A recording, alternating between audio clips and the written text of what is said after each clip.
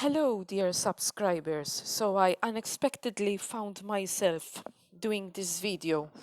I hadn't planned to do any so soon, but this was imperative and urgent in nature. So I'm going to show you how the Mark version 2.0, which will be referred to henceforth as the Bandaid, in inverted commas because it's more than a band-aid. I'm going to show you how it can be absorbed through the skin. Remember that the skin is the largest organ of the body, and here we have a diagram so that you can appreciate the complexity of this wonderful organ.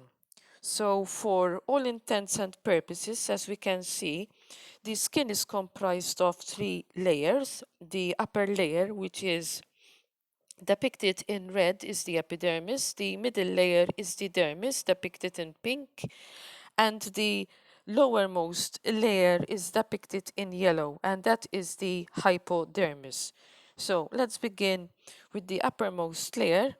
The uppermost layer is the brown stuff which you are seeing up there. It's the waterproof barrier called the stratum corneum, and it's the layer which we see with our eyes. Immediately underneath is the dermis, and there we have notably the connective tissue, hair follicles, we have the sweat glands, which will serve as antennas for that frequency. Remember the number of fingers on one hand and the first letter which the word girl starts with. Remember, the sweat glands will serve as antennas for that frequency. And also notably, there are the blood vessels. All right? And finally, the hypodermis. As I already said, fat, connective tissue, and fibroblasts are present. Now, also note in the dermis that there are the dendritic cells, as I already explained in a previous video. And the dendritic cells are a type of T cell population, and they are immunological cells, of which there are two distinct dendritic cells, T cells. There are the T effector cells, which are involved in antigenic processing and presentation. And then there are T cells which regulate the T effector cells, the T regulator cells, to control this process, so as not to leave the T cells, the T effector cells, from being unchecked. So we have another population of T cells which are controlling the T cells involved with antigenic processing and presentation to the immune system, to the lymphocytes in the lymph nodes. But those are presented elsewhere away from the skin. So without further ado,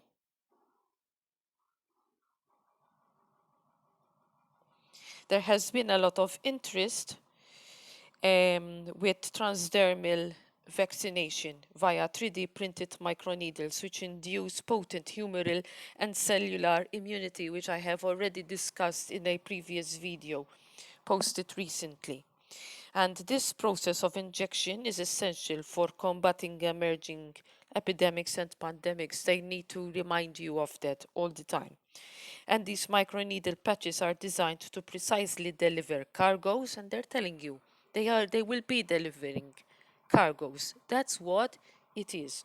Into the intradermal space, rich in immune cells, which, as we already described, that is the dermis, which contains the immune cells, the T cells, the dendritic cells, provide a non-invasive and self-applicable injection approach, eliminating the need for hypodermic needles and trained medical personnel for vaccine administration. Here we show that advanced 3D printing methods allow for the manufacturing of polymeric, microneedles of controlled geometries, difficult to manufacture using traditional methods designed to enhance injection component coating. Using model injection components, we demonstrated that 3D printed microneedle delivery resulted in enhanced cargo payload, that is, retention in the skin, activation of immune cells, the dendritic T cells, and more potent humoral and cellular immune responses as compared with traditional hypodermic injection routes. So these are all going to be even more potent. So therefore, they need to keep reminding you, they need to drill it into your mind that that injection is an essential public health measure for infectious disease prevention. That's the pretext upon which they do this. The exposure of the immune system to injection formulations with the appropriate kinetics is critical for inducing protective immunity. In this work, faceted microneedle arrays were designed and fabricated using a three-dimensional 3D printing technique called continuous liquid interface production, CLIP. The faceted microneedle design resulted in increased surface area as compared with the smooth square pyramidal design. So that's going into the design of the microneedle patch, a microneedle array patch, the MAP,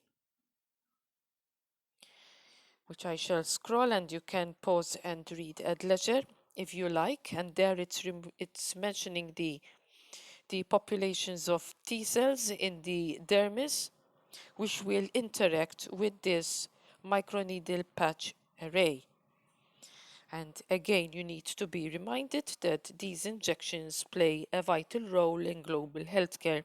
They need to keep drilling it in. And then they tell you about the prophylactic things that have nearly eliminated diseases such as smallpox and measles, and the potential to curb others like Ebola and DC-19. Then it goes into subunit injections. By subunits, they mean that the device, the injection, will produce immunity not to the whole virus, but rather to a particular part of it, a particular protein of the virus. And an example that comes to mind right now is obviously the subunit would be the spike protein. So that would be the injection would be against a particular spike protein, a particular subunit only. And also, however, we know that subunit injections generally are not as immunogenic as whole pathogen-based injections because of the lack of immunostimulatory components, because in nature, the body encounters whole viruses, not just subunits. So it's saying that the microneedle array patch is going to overcome this problem, and that the injection kinetics and location of delivery play an essential role in promoting protective immunity while keeping the adverse effects under control. But what happens when you get hyperstimulation of the resident T cell populations, the dendritic cells in the dermis?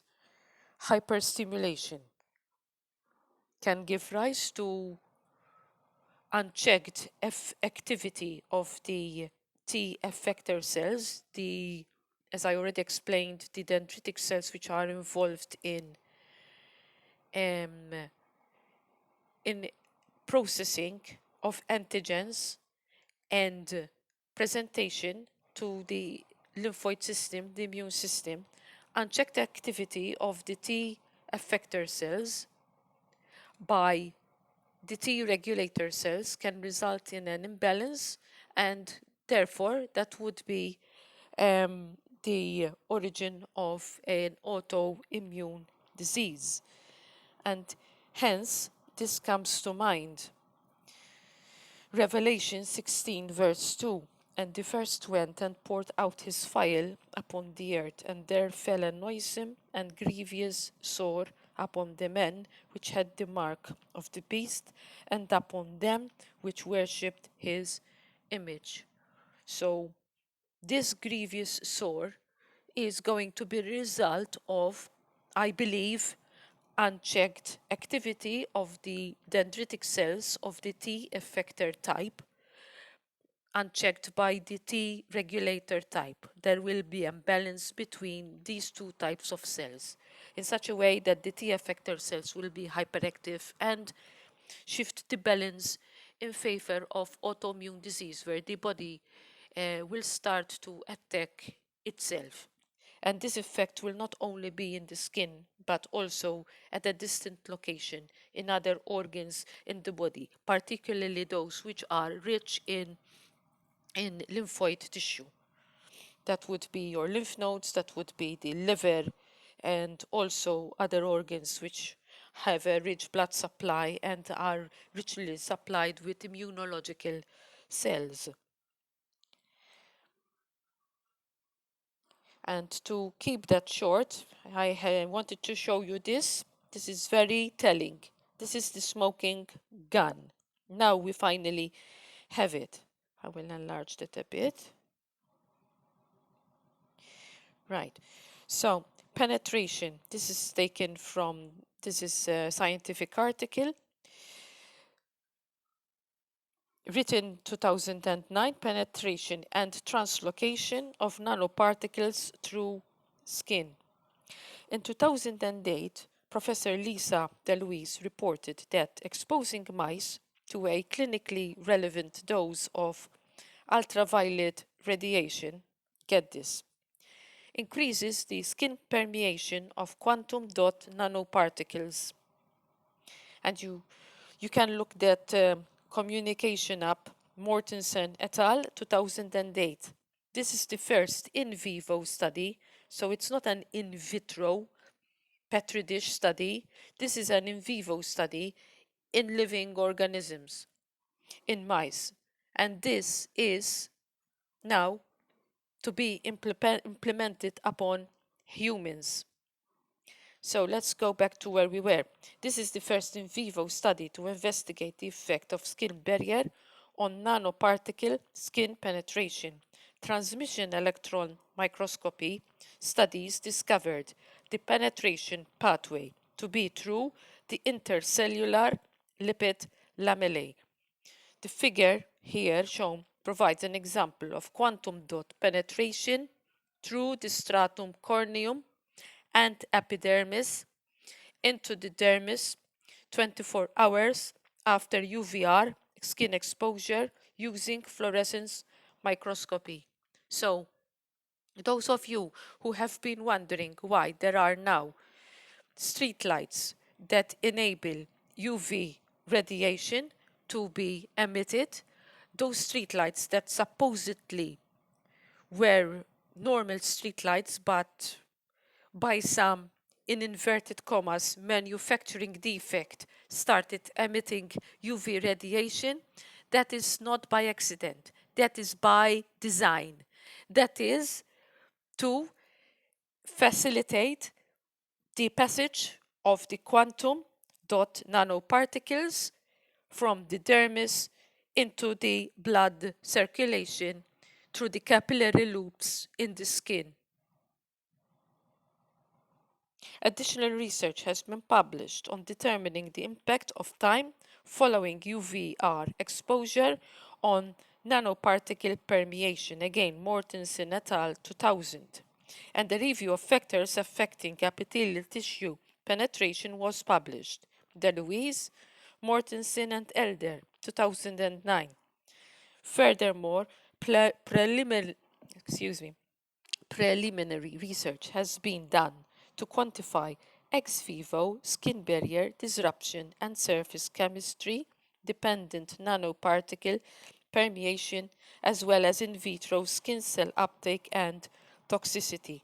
These results will impact the design of nanoparticles to limit bioavailability and decrease risk of systemic exposure following skin contact, which is a practical concern given the increasing occupational exposure risk and presence of nanoparticles in consumer products.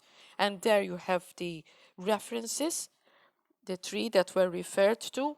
So if you would like, you can look them up yourselves. So just let me point out once again before I let you go. So here it says, reported. So DeLuise reported that exposing mice to a clinically relevant dose of ultraviolet radiation increases the skin permeation of quantum dot nanoparticles, which we presume to be in the Bandaid, the so-called Bandaid, the Mark 2.0, okay? And then the transmission electron microscopy studies have showed the penetration pathway to be through the intercellular lipid lamellae. You remember that the hypodermis contains the fat and the connective tissue layer. And the figure below shows an example of quantum dot penetration through the stratum corneum and epidermis into the dermis 24 hours after ultraviolet skin exposure using fluorescence microscopy. Then the ultraviolet radiation wavelengths are necessary to get the quantum dot nanoparticles to move from the dermis into the hypodermis. Okay? So where we read it here just now. And please understand that all streetlights globally, all over the world, are being changed into streetlights which are capable of emitting ultraviolet wavelengths. I'm saying this because I live on a very insignificant island, or maybe not so insignificant island in the Mediterranean, and they have gone to great lengths to uproot the infrastructure of all the roads on the island. There's a great upheaval. They're doing it all together at once. People are thinking that it's about resurfacing of roads, but it has nothing to do with resurfacing of the roads. No, they were digging canals and trenches for the necessary electrical supply and to install the new street lights. They're not the old ones anymore. They are the flat type. I will try and post a link in the description box so that you can see what type of street lighting it is. Okay? And it's a very flat street light bulb looking, it's not the conventional street light bulb that you used to see. So that you understand that their priority is to institute these ultraviolet lamps, street lamps, that do not necessarily appear purple, but they are emitting ultraviolet light, which very likely you are not able to perceive with your eye, because we are only able to perceive a minimal amount of ultraviolet light radiation with our eye. The upper end of the ultraviolet light spectrum is not visible to the human eye. Remember that. All right? But it's there, even though you can't see it. So please, I trust that you bring this to all those concerned, share, bring this to the attention, because the microneedle patch array and the ultraviolet frequencies are necessary to allow the total penetration of the quantum dot nanoparticles across the epidermis and dermis into the hypodermis fat layer and then into the blood circulation. Okay? That's why there's a lot of upheaval of the streets and infrastructure. They were doing it at once. There seemed to be a rush. And people are thinking that it's about resurfacing of the roads. It has nothing to do with that. They changed all the street lights. It's ridiculous, even in remote areas. I'm telling you. So please, share, like, and subscribe. Have a blessed day, all of you.